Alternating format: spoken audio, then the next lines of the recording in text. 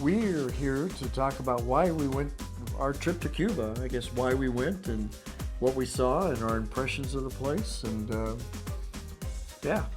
Okay, a friend of ours told us that he was going back to Cuba. They'd been there a time before, a couple years ago, and there were 2 more slots left on the trip, and did we want to go? And so we thought about it for about a day and said, yeah, let's go. We kind of had our summer all planned out, but we decided to break it up and head to Cuba for a couple of weeks. To Cuba. Yeah, so this was a group that was led by Dr. Mark Minow. He's a leading butterfly expert. What do they call them? No. Lepidopterists. No. They're in charge of leopards. No. No, that's not leopards. Lepidopterists. Lepidopterists, yes. Yes! And it was a small group of about 9 people. That was total on the group. And it turned out to be, they added a couple of guides and the driver to the bus. So there was about 11 or 12 of us from time to time. So it was a small group. Dr. Minow had written some books on butterflies. He's written a field guide both for Florida and Alabama. He's currently in the process of writing a field guide for Cuba. That was the purpose of the trip, is do more research for this field guide. So we're talking not just going to Cuba, but going to rural Cuba. Yes. Rural. He had spent the last several months searching Google Earth, trying to find spots in Cuba that were remote, unlikely to have been surveyed before. And to see if he could find new species. New species that had not been seen in Cuba before. And a couple of years ago, I guess they found a totally new species that had never been seen anywhere. And so they got to identify it was an endemic species to Cuba and it had never been recorded any place in the world. So it was a new species. And they were hopeful that they could come up with, again, one of these. Now, we had never had much contact with butterflies or lepidopterists. And the first time we were out there looking with these guys, I was shocked to see that, we would stand there with binoculars and look for birds, usually up in the trees. But many times they were crawling around on the ground looking for little butterflies or larvae or caterpillars or, I don't know, it just, it made me realize that I was not a butterflyist. That was the purpose of the trip. We were inquiring about what to bring with us to Cuba, and because we've been told that they had 3 kinds of sandwiches that they offered for lunch. Ham sandwich, a cheese sandwich, and a ham and cheese sandwich. I'll eat the cheese, and you eat the holes. And that there was no condiments. It was just ham and cheese sandwich and no mayonnaise, no mustard, no lettuce. No nothing. No nothing. And our understanding was that if we would take the bread from breakfast and we could make our own sandwiches. So that gave us some ideas. What we decided to do was to search Walmart and see what kinds of tuna fish that they offered. And believe me, they have like 6 or 7 different kinds that look just like this. But what made it really wonderful is we also found these wonderful Heinz 57 variety sweet relish, and then we had some mayonnaise.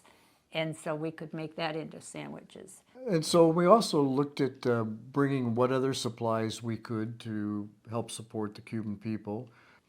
We were told to bring clothing, school clothing, particularly for children, and we found a whole bunch of COVID kits. Testing kits. Testing kits that I had in a drawer that we hadn't touched, and we just extras. And so I bought those, and we packed up our bags and headed out. went down to Fort Lauderdale to catch the plane to go to Cuba, and we thought we'd go down the night before. Meet the group. Meet the group, yeah. And we did. They had a dinner arranged for everyone, and we met all the other participants. So then we went to the airport. We were looking around the airport, and I found a bag of Snickers, and I thought, I didn't bring any Snicker bars with us. And so I bought this bag of these little tiny Yeah, they're about this big, each individually wrapped with the Snicker logo on the silver packaging, and we thought that would be really wonderful. Except that there were $40 at the airport. It was like, oh, this little bag of Snickers. $40. Women on the trip, she goes, well, did you buy those to give as gifts to the Cuban people? Or as tips or something? No, as gifts to the children. Gifts to the children. I said, No. I bought those for myself. That was his survival food.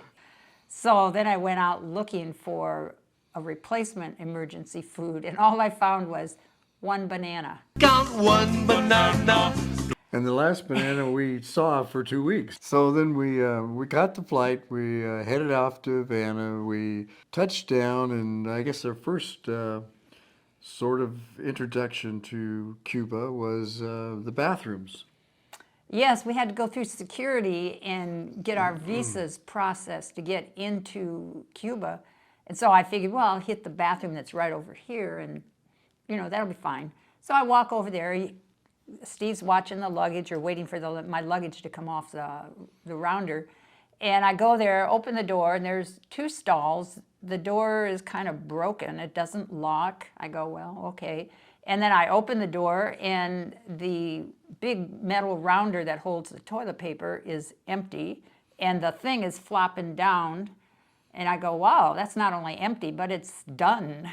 And then I look over at the toilet, and there's no toilet seat on it. And I go, oh, great. Yeah, welcome to Cuba. Toto, I have a feeling we're not in Kansas anymore. And then when we got to the luggage, where we picked up your luggage. Oh, yeah, perfect, yeah. It came off the conveyor belt, and it's like somebody had taken a sledgehammer and hit the side of my luggage. And it's one of those plastic luggage rolling bags. And it had this big indent into the inside of the suitcase. And that was the area where my tripod was. And I was like, oh my gosh, I hope my tripod just didn't get shattered. And I decided I would open up my suitcase, but first I wanted to see if I could get the big dent out of it. So I hit it really hard, and boom, it popped back. And I go, wow, I didn't know I had a flexible suitcase. so then we went out and caught the bus, and the bus was pretty nice. It was a Chinese bus that they had procured for us during our travels for the next couple of weeks. We met our guides. The guide was named Rainier, and there was another butterfly expert from Cuba there. His name was Douglas. Douglas. Douglas, yeah. Douglas. So on our way outbound, we flew into Cuba, and we immediately were headed to one of the national parks. This national park was called Les Terrasses. It was a UNESCO World Heritage Site, built on terraces up a hillside. And as we were heading out, the guide gave us an orientation to Cuba and what to expect, and things like gas station lines were Everywhere. because apparently gas is in very ration supply. We learned that sometimes it can wait 2 days to get gas for your car. And if your car happened to run out of gas 5 miles away, then you would have to figure out how to bring enough containers, maybe on a horse-drawn wagon, or maybe on a motorcycle, or maybe on a bike, and get in line with those pieces with all the other cars. And it could take a day or two to fill them up and then head back to wherever your car might still be waiting.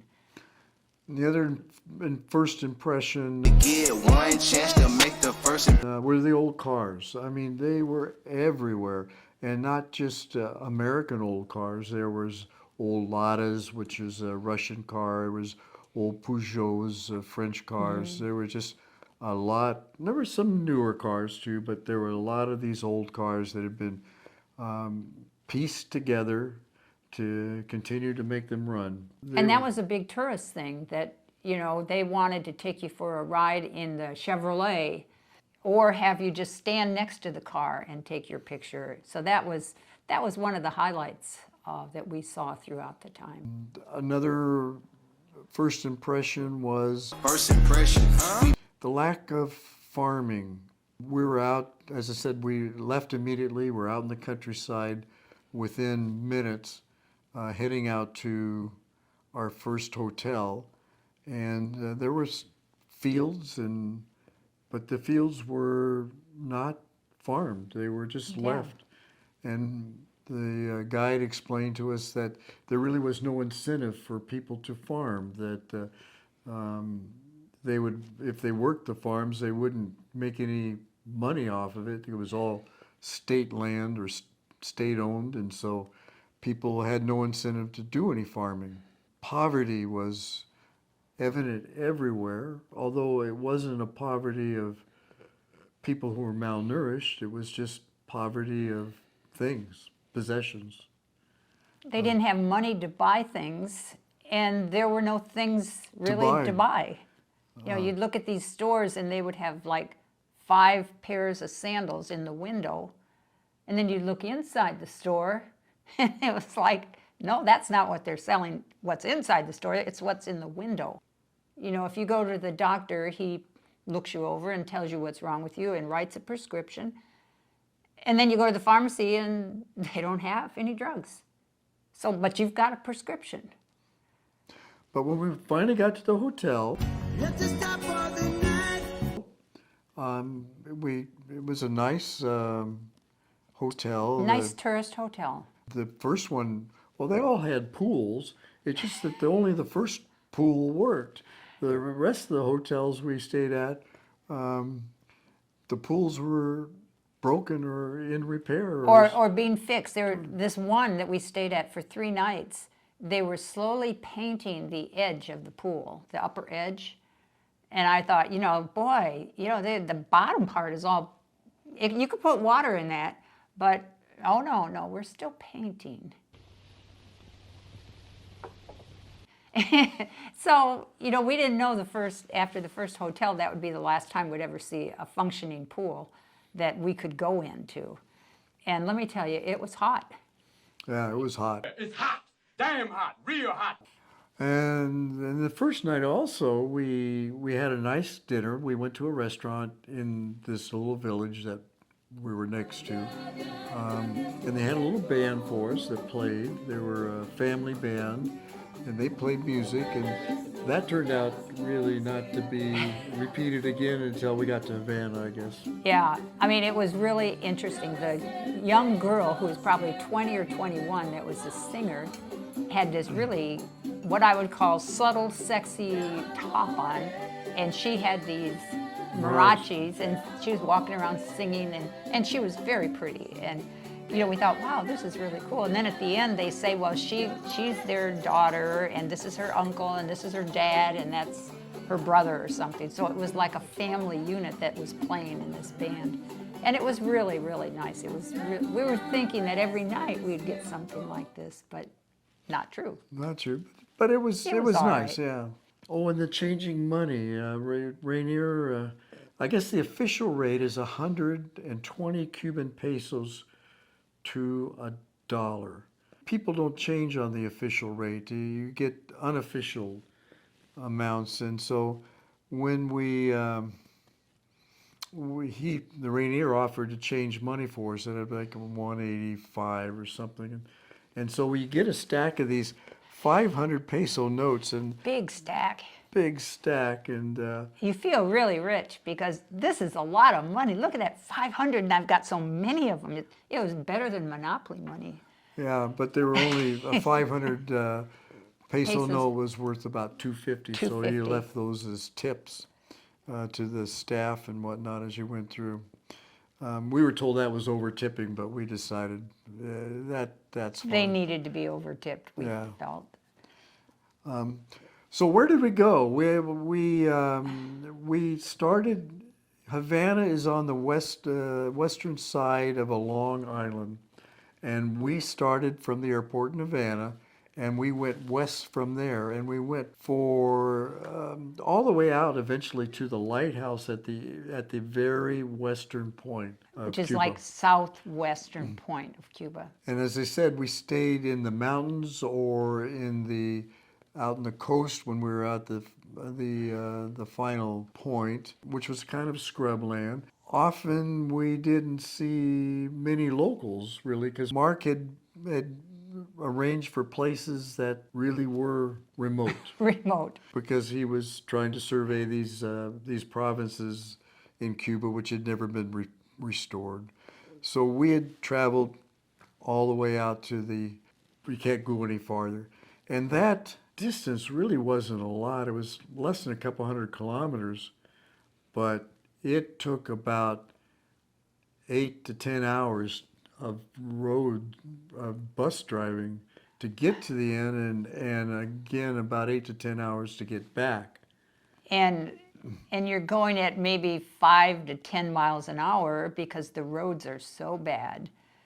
And you're thinking, is this bus going to fall in a hole and never get out? And, you know, it was, we were in roads that made you appreciate even what you see here in the U.S. on the worst roads. I mean, these were bad roads. No shit. You know, we certainly spent a lot of time watching the butterfly guys chasing the butterflies, but we also saw a lot of really interesting birds. And, And talking about the butterflies, the trip was successful in that they found a new species that had never been seen in Cuba before. They'd had them in the States, but it had never been documented in Cuba. And so that was considered a success. it was a success. And there was a process that they went through. First, they tried to photograph as many butterflies as they could. They would then butterflies are associated with a host plant, and the host plant are where the caterpillars are raised before they become butterflies. And so they would try to find the host plants of these butterflies, try to find a caterpillar or at least the seed to eggs, and they would document it. They'd take samples of them and bring them back, and they would try to raise them. And so it was an interesting process, and there was quite a few butterflies that they saw. Discussing birds, I would say the trip was a success. I think we saw 30 new species of birds. We did. And some of them we saw really up close. I think particularly that toady, which is a little tiny bird. And certainly the trogon was wonderful. We saw the Black-whiskered vireo. which were hard to see, but they were everywhere. They were everywhere. And I thought that the pygmy owl was a particularly good find. Yes. But there were around 20 endemic birds which are native to Cuba and are seen nowhere else in the world. And I think we got about a dozen of those. So that was a good success, a high success rate. And then there was another roughly 10 birds or so, 10 or 15 birds that we saw that were new to us, but weren't necessarily, you could see them in other parts of the world. A couple of the stops along the way, they added bird guides, and they really helped. Yes, that one man that helped us when we went out to the lighthouse, boy, he could really make bird sounds with his mouth. I mean, he was doing it, and I'm watching him, and yeah, he was amazing. It was incredible. But he'd spent 30 years practicing, and it was amazing his imitation of birds. And so he was an interesting character. I enjoyed meeting him. The last couple of days was planned in Havana, but the trip because all the other participants had been to Havana one or more times, they weren't interested in Havana, had never been there, so we decided We were doing Havana. we were going to do Havana, yeah.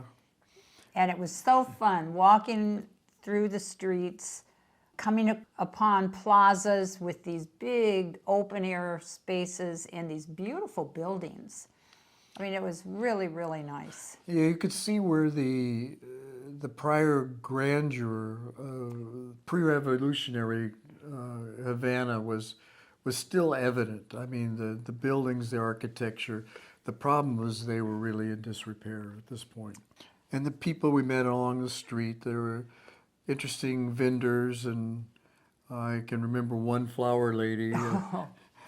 She was all dressed up. She had done her hair. She had beautiful red lipstick on and this flowing dress, very colorful. And she was just sitting by this one big plaza in a very picturesque area. And I even got a kiss out of it. And you got a kiss out of it, yes, lefty with lipstick even. We also went to these jazz clubs and for 2 different days. And the first day we went to one where the guy was doing the saxophone, and he was fabulous. And then the second day we came back to that same jazz club, and now it had a band with mariachis, bongos, singer. Oh, the singer was terrific, and he would walk around the tables just belting out these beautiful songs. And you would dance with and dance with the girls. Yeah. Yeah, and then have the girls, the young, sexy girls in their shorts, go up in front and dance with him up there. And it was really cute. I mean, it was really a lively place to spend an afternoon. Some final impressions. What do you think you'd do it again? I think it was a really nice trip. Fortunately, everything was air conditioned. Sometimes we had to change rooms 3 times to get air conditioning, but I don't think I would go back because, you know, there's a lot of places in the world that we haven't been, and to repeat there, I don't think I would do that. No, it was. I'm glad I went, but it was not compelling enough for me to go back, unless we were going back to pick up some more of the endemic birds. There's a lot in Costa Rica that we missed, Yeah. and Costa Rica was a really fun area as well. And Ecuador, you know, there's just a lot of other places that would be worth the trip. So all in all, we enjoyed it. Great, had a great time, and That's that. That's that. All right, goodbye. And that's all, folks.